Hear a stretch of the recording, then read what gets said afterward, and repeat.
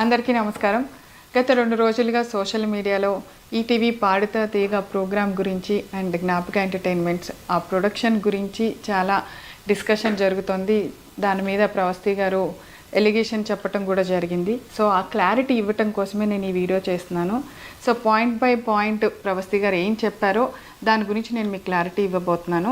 First ఆవిడ మాట్లాడిన దాంట్లో నాకు సాంగ్ సెలెక్షన్లోనే బయాస్ చేశారు. వాళ్ళ ఫేవరెట్ కంటెస్టెంట్లకి ఒక సాంగ్స్ ఇచ్చేవాళ్ళు, నాకు నచ్చని పాటలు, నేను పాడలేని పాటలు అనుకున్నవి చూసి ఇస్తారు అని ఇలా మాట్లాడారు.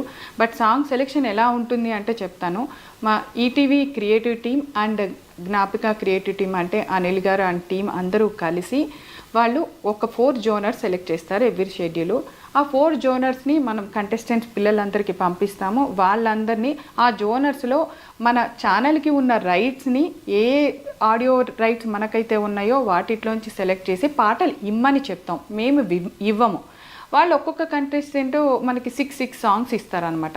ఆ 6 సాంగ్స్లోంచి ఇప్పుడు ఒకళ్ళు ఒక స్టైల్ ఆఫ్ సాంగ్ పాడితే రెండో కంటెస్టెంట్కి ఆ స్టైల్ లేకుండా చూస్తాం. అది వాళ్ళు సెలెక్ట్ చేసి పంపించిన 6 పాటల్లోంచి మాత్రమే తీసుకోవటం జరుగుతుంది.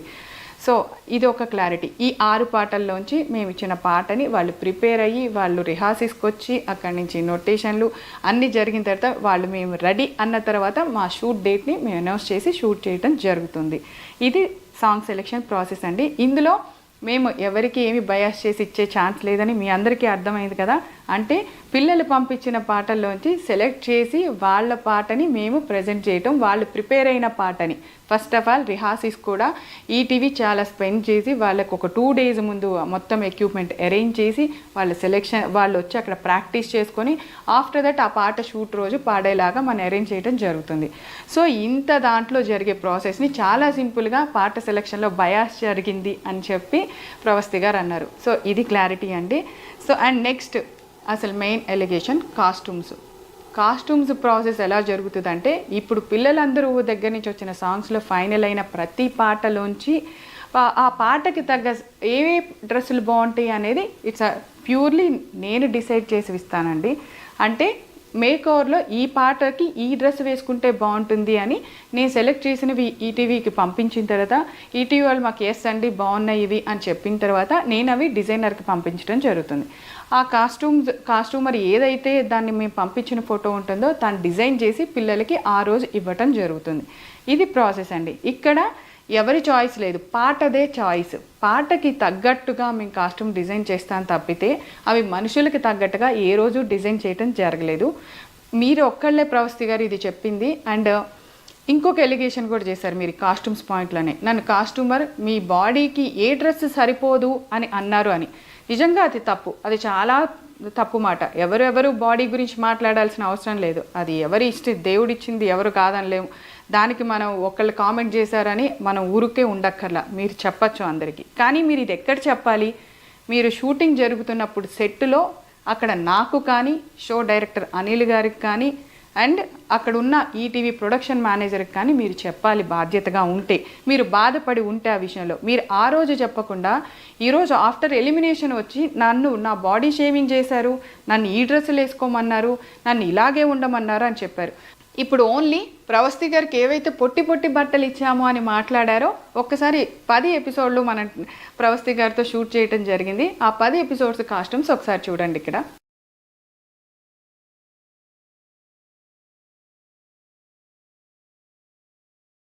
ఇందాక నేను కాస్ట్యూమ్ సెలెక్షన్ దగ్గర ప్యూర్గా నేను అనే మాట ఎందుకు వాడానో తెలుసా? ఈటీవీ ఇంత చిన్న విషయంలో కూడా ఎంత కేర్ తీసుకుందో చెప్పడానికి.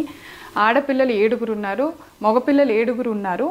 సో ఆడపిల్లల కాస్ట్యూమ్స్ విషయంలో జాగ్రత్తలు ఒక ఆడపిల్ల తీసుకుంటుందనే విషయాన్ని కూడా వాళ్ళు కన్సిడర్ చేసి ఈ బాధ్యత నాకు అప్పచెప్పటం జరిగింది. సో ఇలాంటి బాడీ షేమింగ్ మాటలు, ఇలాంటి డ్రెస్సు ఇలా వేసుకో అలా వేసుకో అని మాట్లాడటానికి యాజ్ ఏ ఒక ఆడపిల్లగా నాకు కూడా మనస్సాక్షి ఉంది. అలా ఎప్పుడూ నేను మాట్లాడలేదు ప్రవస్తి గారు. సో మీ మనస్సాక్షికి తెలుసు అనుకుంటున్నాను ఆ విషయము. ఇప్పటి వరకు పాడుతా తీగ చరిత్రలో అట్లీస్ట్ ఒక స్లీవ్లెస్ అనే డ్రెస్ వేయటం కూడా జరగలేదండి. అది చెయ్యం మేము, ఎందుకంటే పాడుతా తీగకి ఒక హిస్టరీ ఉంది. ఏ ప్రోగ్రామ్కి లేనంత చరిత్ర ఆ ప్రోగ్రామ్కి ఉంది. దాన్ని ఎవరూ తక్కువ చేసుకోవాలని అనుకోము. అండ్ ఈటీవీ నాకు ఇచ్చిన ఈ అవకాశాన్ని నేను ఏ మాత్రము దాన్ని ఒక్క విషయంలో కూడా ఇలా ఉండవు అనమాట. పాడుతా తీగ షెడ్యూల్ అంటే మా టీం అందరూ ఎంత అలర్ట్గా ఉంటారో మాకు తెలుసు. అండ్ బాలు గారు ఉన్నప్పుడు చాలా బాగుంది, ఇప్పుడు ప్రొడక్షన్ రాగానే ఇప్పుడు వీళ్ళు రాగానే చెడిపోయిందని ఒక ఎలిగేషన్ కూడా అన్నావమ్మా. మేము బాలు గారు ఉన్నప్పుడు కూడా జ్ఞాపక ఎంటర్టైన్మెంట్స్ ఆయనతో అసోసియేట్ అయ్యి కొన్ని సీజన్స్ చేయటం జరిగింది పాడుతా తీగ. అండ్ బాలు గారితో మేము స్వరాభిషేకం కూడా అసోసియేట్ అయ్యి చేయటం జరిగింది. సో బాలు గారితో మాకు ఒక అసోసియేషన్ ఉందమ్మా. ఆయన కూడా అనిల్ గారి డైరెక్షన్స్కి మార్కులు వేశారు, చాలా బాగుందన్నారు. ఆయనతోనూ మేము కలిసి పనిచేసాం. పాడుతా తీగ విలువలేంటో ఆయన మాకు నేర్పించారు, మేము చేసాము. అందరికీ నమస్కారం, నేను మీ సింగర్ ప్రవస్తి. సో ఈ రీల్ ఏమో జ్ఞాపిక ప్రవీణ మేడం పెట్టారు కదా, ఆ రీల్కి రిప్లై. ఇంకా నాకు ఇంకా కొన్ని క్వశ్చన్స్ ఉన్నాయి, అది కూడా నేను అడగాలనుకుంటున్నాను. సో ఎండ్ వరకు చూడండి. ఫస్ట్ పాయింట్ సాంగ్ సెలెక్షన్ గురించి మాట్లాడారు కదా మ్యామ్. సో అదేంటంటే మీరు చెప్పారు మేము ఈచ్ 6 సాంగ్స్ ఇస్తామని. సో మేము ఇచ్చాము 6 సాంగ్స్. బట్ ప్రాబ్లం ఏంటంటే మీరు దానిలో 4 సాంగ్స్ క్యాన్సిల్ చేయడం, రిజెక్ట్ చేయడం, మళ్ళీ ఇంకో 3 సాంగ్స్ రిజెక్ట్ చేయడం రైట్స్ ప్రాబ్లం కూడా కాదు, బికాస్ మేము రైట్స్ చూసుకొనే ఇస్తాం లిస్ట్లో. సో అలా రిజెక్ట్ చేసి మేము పంపాల్సి వచ్చింది లాస్ట్కి. బట్ దానిలో మా చాయిస్ ఎలా ఉంది మ్యామ్? ఇంకా అది మీరు సెలెక్ట్ చేసినట్టే అవుతుంది కదా. మేము అన్ని సాంగ్స్ పంపించినా మీరు రిజెక్ట్ చేసి మేము మళ్ళీ దానిలో ఇంకో 3 సాంగ్స్, ఇంకో 4 సాంగ్స్ అని ఇస్తూ ఉంటే మీ దానిలో నేను సెలెక్ట్ చేస్తే how is it or choice? So ఇదొకటి. ఫేవరెటిజం గురించి మాట్లాడారు కాబట్టి I have a small proof, నేను అది ప్లే చేస్తాను. రాఘవేంద్ర హిట్స్ లో దయచేసి ఓన్లీ డివోర్స్ అన్నమయ్య ఇవే సాంగ్స్ పెడుతున్నారు. మనం అవి కావాలంటే డివోర్స్ ను డౌన్లోడ్ చేసుకుందాము. దయచేసి ఆ సాంగ్స్ కూడా పెట్టకుండా రాఘవేంద్ర సినిమాలో చాలా పాటలు ఉన్నాయి, ఆ పాటలు చెక్ చేసుకొని డ్యూయెట్లు అయినా పర్లేదు అయ్యైనా ఇవ్వండి. సో డివోషనల్ సాంగ్స్ అనేవి మీరు క్లియర్గా విన్నారు, వద్దన్నారు. Then how did one contestant get Paluke Bangaramayara in Raghavendra రావు గారి హిట్ రౌండ్? సో అది కూడా మళ్ళీ కీరవాణి గారి పాటే ఇచ్చారు అదే కంటెస్టెంట్కి. మోస్ట్ ఆఫ్ దిస్ రౌండ్స్ తనకు అదే జానర్ వచ్చింది and only Keeravani sir songs వచ్చాయి. So please explain this. And జానరా గురించి మాట్లాడుకుంటున్నాం కాబట్టి అది కూడా నా దగ్గర ఒక ప్రూఫ్ ఉంది. మీరు అన్నారు 4 రౌండ్స్లో 4 జానర్స్ పాడుకుంటూ వచ్చారు కంటెస్టెంట్స్ అని. బట్ సారీ, నాకు ఒకటే ఒక మెలోడీ వచ్చింది ఇప్పుడు వరకు, అది ఎన్నో రాత్రులు వస్తాయి, అది కూడా డ్యూయెట్లో. అండ్ నేను ముందు రౌండ్స్లో మెలోడీ కోసం రిక్వెస్ట్ చేస్తున్నట్టు కూడా నా దగ్గర మెసేజ్ ఉంది. సో నేను కింద కూడా వేస్తాను, చూడండి. అండ్ ఇక్కడ కూడా నేను చూపిస్తున్నాను. So this is the proof that నేను చాలాసార్లు మెలోడీ కోసం అడిగినా కూడా మీరు ఇవ్వలేదు. So how is it or choice Praveena ma'am? Outfits గురించి మాట్లాడారు అండ్ సాంగ్స్కి తగ్గట్టు ఇస్తామని అయితే చెప్పారు. బట్ నాంపల్లి స్టేషన్ కాడి ఇది సాడ్ సాంగ్ మ్యామ్, అంత సాడ్ లిరిక్స్ ఉంటుంది, వీడియో కూడా చూడండి. సో ఐ డోంట్ థింక్ నాంపల్లిలో డిస్కో డ్రెస్ వేసుకొని చమ్కి వేసుకొని అయితే లేరు. సో కనీసం వీడియోలో ఉన్నట్టు కాకపోయినా కనీసం ఒక క్లాసీ అవుట్ఫిట్ ఇవ్వచ్చు, కానీ అలా ఇవ్వలేదు. అండ్ ఫోటోకి రియాలిటీకి చాలా తేడా ఉంది నాంపల్లి స్టేషన్ కాడి డ్రెస్. సో నేను అది అడిగినప్పుడే నాకు బాడీ షేమింగ్ చేయడం జరిగింది. ఆ ఫోటోలో ఉన్న అమ్మాయి బాడీ వేరు, నీ బాడీ వేరు, నీకు ఎలా ఇస్తామని అన్నారు. అండ్ అక్కడే ప్రొడక్షన్ హౌస్, మీ జ్ఞాపిక ప్రొడక్షన్ హౌస్ వాళ్ళే ఉన్నారు అండ్ వాళ్ళు కూడా అన్నారు. సో ఆ పాయింట్ మీ వరకు వస్తుంది అని తెలిసే నేను మీ వరకు రాలేదు, ఇదొకటి. అండ్ ఆ డ్రెస్ వేసుకొని నేను మీ దగ్గరకు వచ్చాను కూడా, అన్కంఫర్టబుల్ ఉండింది కాబట్టి. ఆ చమ్కి గుచ్చుకోవడం, ఇక్కడంతా సెక్వెన్స్, ఇంకా బెల్ట్ ఇలా టైట్గా ఉండడం, సో సాంగ్కి కూడా సూట్ అవ్వదు మ్యామ్ అని మీ దగ్గరకు వచ్చాను. అని మీ మనస్సాక్షికి తెలుసు. సో వస్తే మీరు లేదు చాలా బాగుంది, అలా ఏం కనిపించలేదే, కెమెరాలో బాగుంటుంది అన్నారు, కానీ నాకు అన్కంఫర్టబుల్ ఉంది అన్న మాట అయితే మీరు పట్టించుకోలేదు. సో అది. అండ్ లాలూ దర్వాజా లస్కర్.